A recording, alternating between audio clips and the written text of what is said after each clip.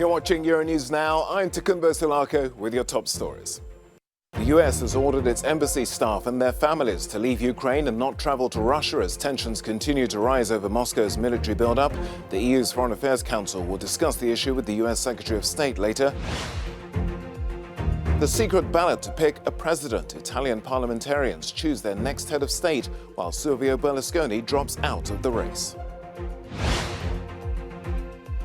And the world of fashion pays tribute to the French designer Thierry Mugler, who's died at the age of 73.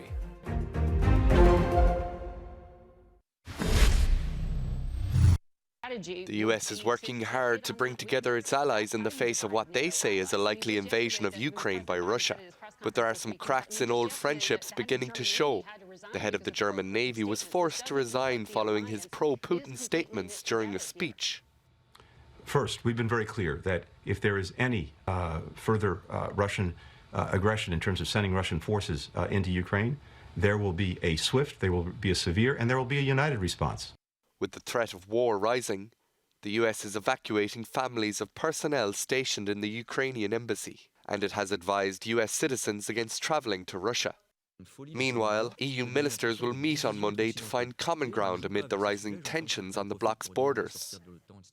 We will prepare for a difficult situation, have a menu, if I may say so, of sanctions, but the Europeans must be ready at any time to do so. The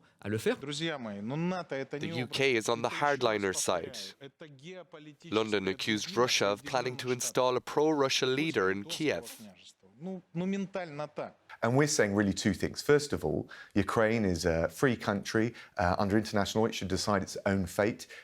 We will support them in defending themselves, but also to the international community, European, NATO allies, the US. We're standing shoulder to shoulder, saying there will be very serious consequences if Russia takes this move to try and invade, but also install a puppet regime. Moscow denies the accusation and says the UK is circulating disinformation.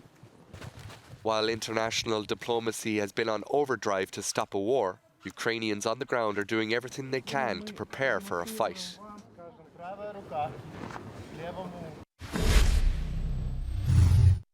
The pandemic could soon be over.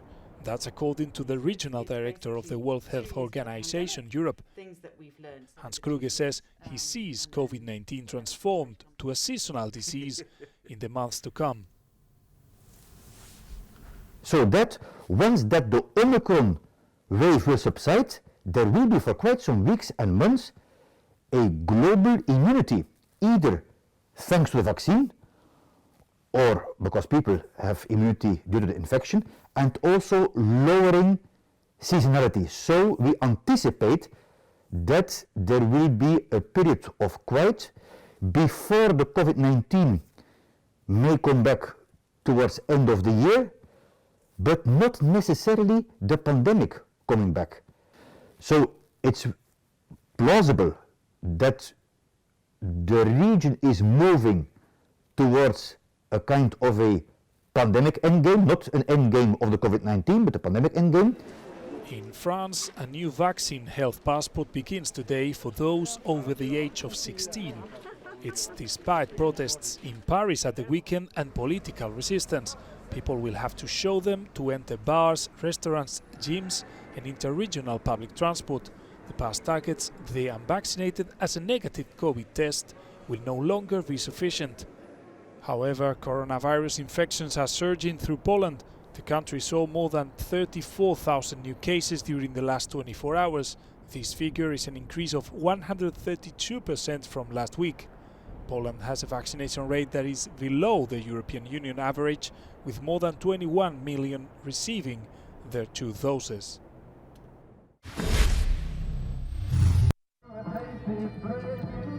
Thousands of demonstrators in the US marched in Washington, D.C. against COVID-19 restrictions.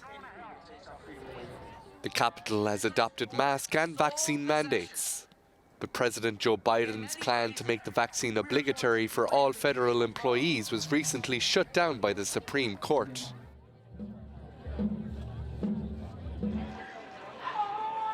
In Belgium, police used water cannon and tear gas in the capital, Brussels, to disperse people protesting COVID-19 government restrictions.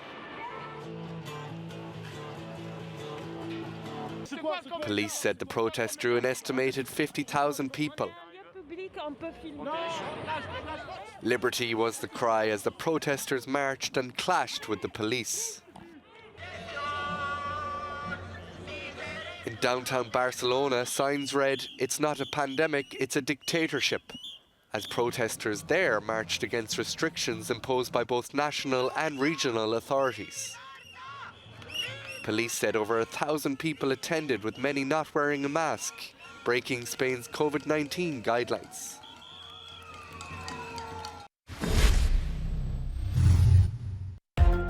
Former Italian Premier Silvio Berlusconi has been undergoing a series of medical examinations in a Milan hospital. The 85-year-old recovered from COVID-19 in 2020, but has been in and out of hospital with complications connected to the infection ever since. He's also in a vulnerable group as he has a heart condition, which meant he had to have a pacemaker fitted several years ago. The government of Burkina Faso has called for calm after soldiers demanded improvements and support for their fight against Islamist militants. A curfew Sunday night was imposed to stop the rioting. Officials say talks will continue with the mutinying soldiers and deny that the army has seized power. The Australian Open has been criticised for preventing fans from wearing Where is Peng Shuai t-shirts during the tournament. Tennis legend Martina Navratilova called the decision by the event organisers to shut down support for the Chinese star pathetic. Peng Shuai went missing after accusing a top Chinese official of sexual misconduct in November. Although she has reappeared, there are still concerns about her well-being.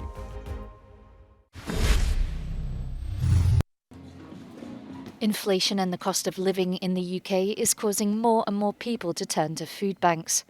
According to one of Britain's biggest food bank networks, the Trussell Trust, a record 2.5 million parcels were given to people in crisis last year alone. And the 6-year trend isn't any better. Since 2015, the number of people needing help to obtain food has risen every year. Between 2020 and 2021, there was an increase of 33%.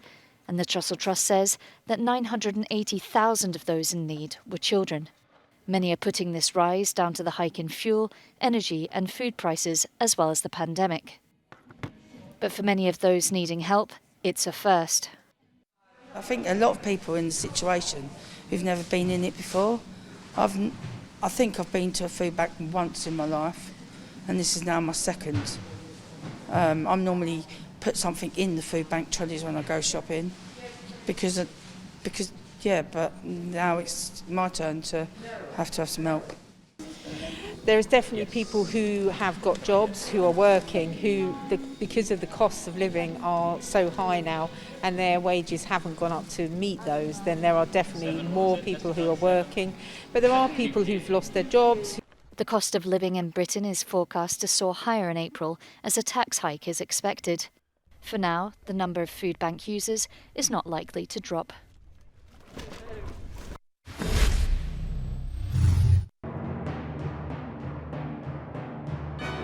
It was an open-air extravaganza. The Lithuanian city of Kaunas marked the start of its programme as European Capital of Culture 2022 with ceremony and fanfare.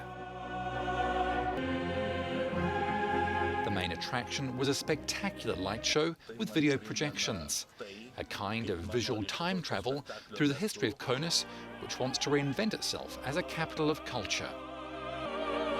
Some 40,000 spectators attended despite freezing temperatures. In Lithuania, we have a saying, Kaunas is Kaunas. Today, I want to say it a bit differently. Kaunas is culture, Lithuania's and Europe's culture. Dozens of festivals, exhibitions, events and concerts will take place in Kaunas over the next 12 months. This is Euronews Now. Time for us to take a break. We'll be back in a few moments.